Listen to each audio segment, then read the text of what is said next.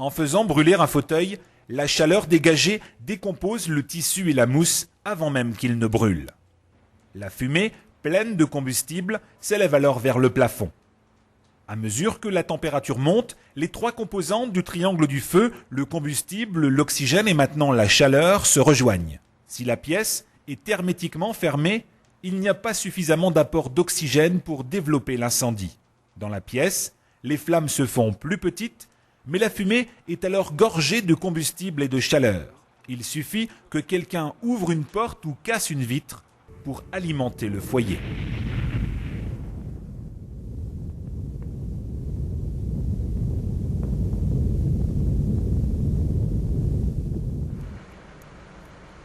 Dans cette expérience, la boîte représente une pièce hermétique dans laquelle le feu est totalement développé.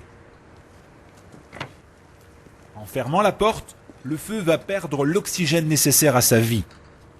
On observe des fumées denses, grasses et blanchâtres qui s'échappent par les joints de la porte. La boîte se gonfle et monte en pression. Lorsque la porte s'ouvre, l'oxygène pénètre en quantité nécessaire, les fumées deviennent jaunâtres et c'est l'explosion de fumée, le backdraft. Les gaz combustibles présents dans la fumée se sont enflammés. La pression interne de la boîte provoque une boule de feu se déplaçant à 20 mètres par seconde. L'issue échappatoire n'existe pas.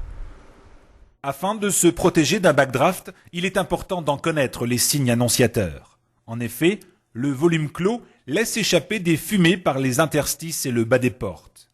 Ces fumées sont grasses, denses et colorées.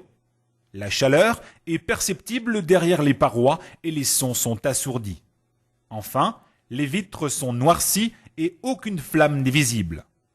En présence de l'un de ces signes, l'attitude doit être défensive. Ne jamais pénétrer dans le local à risque, ne jamais ventiler par le bas, mais créer des exutoires en partie haute, ne jamais stationner en face des portes et fenêtres, contrôler l'évacuation des fumées et la diminution de la température avant de pénétrer dans le local pour l'extinction.